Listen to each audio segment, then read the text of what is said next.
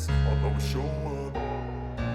I don't ever slow up, no I don't take shit. I got no love for the fakeness. If you wanna play tough and wanna hate this, I'll always show up and make a statement. I don't ever slow up, no I don't take shit. I got no love. Raichur ಉತ್ಸವಕ್ಕೆ ಸಿದ್ಧತೆ ಈ ಕ್ಷಣದಿಂದಲೇ ಆರಂಭವಾಗಲಿ. ಜಿಲ್ಲಾಧಿಕಾರಿ ನಿತೀಶ್ಗೆ ನಿರ್ದೇಶನ.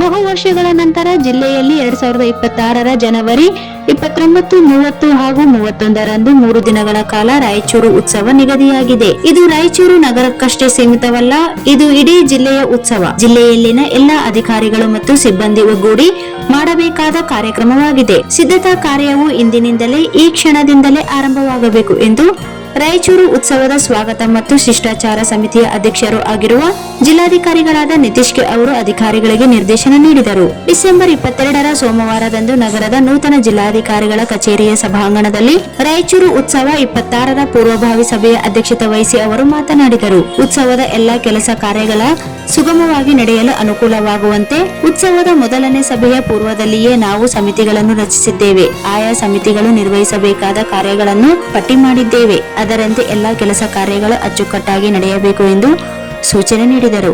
ಉತ್ಸವ 3 ದಿನಗಳ ಕಾಲ ಅದ್ದೂರಿಯಾಗಿ ನಡೆಯಬೇಕು. ರಾಯಚೂರು ಸಿಟಿ ಜೊತೆಗೆ ದೇವದುರ್ಗ, ಸಿರವಾರ, ಅರ್ಕೇರಾ, ಲಿಂಗಸೂಗೂರು, ಮಸ್ಕಿ, ಸಿಂಧನೂರು, ಮಾನ್ವಿ ಸೇರಿದಂತೆ ಎಲ್ಲಾ ತಾಲೂಕಿನ ಜನತೆ ಉತ್ಸವದಲ್ಲಿ ಭಾಗಿಯಾಗಬೇಕು. ಇದಕ್ಕಾಗಿ ಈಗಿನಿಂದಲೇ ಬಸ್ಗಳ ವ್ಯವಸ್ಥೆಗೆ ಯೋಜನೆ ರೂಪಿಸಬೇಕು.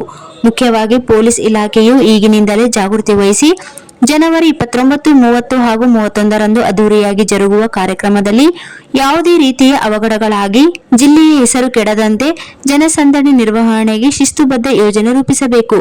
ವಾಹನಗಳ ಪಾರ್ಕಿಂಗ್ಗೆ ಮಾರ್ಗಸೂಚಿ ರೂಪಿಸಿ ವಾಹನ ಮತ್ತು ಜನಸಂಚಾರಕ್ಕೆ ಸುಗಮ ವ್ಯವಸ್ಥೆ ಮಾಡಬೇಕು ಎಂದು ಜಿಲ್ಲಾಧಿಕಾರಿಗಳು ಪೊಲೀಸ್ ಇಲಾಖೆಗೆ ಸೂಚನೆ ನೀಡಿದರು. ಜಿಲ್ಲಾ ಪಂಚಾಯತ್ ಸಿಇಒ ಈಶ್ವರ್ ಕಾಂದು ಮಾತನಾಡಿ, ಜಿಲ್ಲಾ ಉತ್ಸವವು ಅರ್ಥಪೂರ್ಣವಾಗಿ ಹಾಗೂ ವ್ಯವಸ್ಥಿತವಾಗಿ ನಡೆಯಲು ಈಗಾಗಲೇ ವಿವಿಧ ಸಮಿತಿಗಳನ್ನು ರಚಿಸಲಾಗಿದ್ದು, ಅಧಿಕಾರಿ ಮತ್ತು ಸಿಬ್ಬಂದಿಗಳಿಗೆ ವಹಿಸಿದ ಕೆಲಸಗಳನ್ನು ಅಚ್ಚುಕಟ್ಟಾಗಿ ನಿರ್ವಹಿಸಬೇಕೆಂದು ಸೂಚನೆ ನೀಡಿದರು. ರಾಯಚೂರು ಮಹಾನಗರ ಪಾಲಿಕೆಯ ಆಯುಕ್ತರಾದ ಜುಬಿನ್ ಮೊಹಾಪತ್ರ ಅವರು ಮಾತನಾಡಿ, ಅಧಿಕಾರಿಗಳು ಮತ್ತು ಸಿಬ್ಬಂದಿ ಜಾಗೃತಿಯಿಂದ ಕೆಲಸ ಮಾಡಬೇಕು. ಗೊಂದಲಗಳಿದ್ದರೆ ಕೇಳಿ ಈಗಿನಿಂದಲೇ ಕೆಲಸ ಆರಂಭಿಸಬೇಕು. ಯಾರು ಸಹ ನಿರ್ಲಕ್ಷ್ಯ ಮಾಡಬಾರದು ಎಂದು ಎಚ್ಚರಿಕೆ ನೀಡಿದರು. ಸ್ವಾಗತ ಮತ್ತು ಶಿಷ್ಟಾಚಾರ ಸಮಿತಿಯ ಸದಸ್ಯ ಕಾರ್ಯದರ್ಶಿಗಳು ಹಾಗೂ ಅಪರ ಜಿಲ್ಲಾಧಿಕಾರಿಗಳಾದ ಶಿವಾನಂದ್ ಅವರು ಮಾತನಾಡಿ, ಆಯಾ ಸಮಿತಿಗಳ ವಿವರ, ನೇಮಿಸಿದ ಅಧಿಕಾರಿಗಳು ಮತ್ತು ಸಿಬ್ಬಂದಿ ವಿವರ ಹಾಗೂ ಕೆಲಸದ ಹಂಚಿಕೆಯ ವಿವರದ ಬಗ್ಗೆ ಸಮಗ್ರ ಮಾಹಿತಿ ನೀಡಿದರು. ಇದೇ ಸಂದರ್ಭದಲ್ಲಿ ಜಿಲ್ಲಾ ಹೆಚ್ಚುವರಿ ಪೊಲೀಸ್ ವರಿಷ್ಠಾಧಿಕಾರಿ ಕುಮಾರಸ್ವಾಮಿ, ಸಹಾಯಕ ಆಯುಕ್ತರಾದ ಗಜಾನನ ಬಾಳೆ, ಬಸವಣ್ಣಪ್ಪ ಕಲ್ಶೆಟ್ಟಿ, ಪಾಲಿಕೆಯ ಸಮಿತಿ ಕಾರ್ಯದರ್ಶಿ ಶ್ರೀಕೃಷ್ಣ ಶಾವಂತಗೇರ, ನಗರಾಭಿವೃದ್ಧಿ ಕೋಶದ ಯೋಜನಾ ನಿರ್ದೇಶಕರಾದ ಈರಣ್ಣ, ಮಹಾನಗರ ಪಾಲಿಕೆಯ ಉಪ ಆಯುಕ್ತರಾದ ಸಂತೋಷಿ ರಾಣಿ, ಆಯಾ ತಾಲೂಕು ತಹಸೀಲ್ದಾರರು ಮತ್ತು ವಿವಿಧ ಇಲಾಖೆಗಳ ಅಧಿಕಾರಿಗಳು ಸಭೆಯಲ್ಲಿದ್ದರು.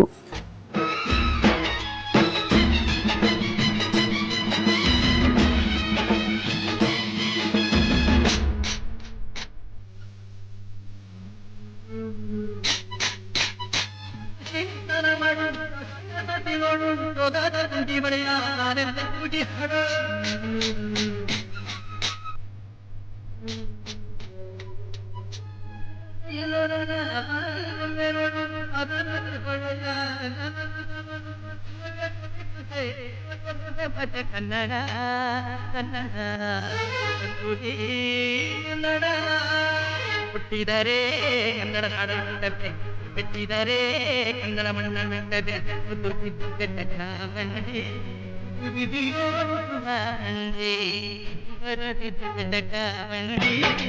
ಗುರಿ ತೋರಿಸುವ ಬಂಡೆ.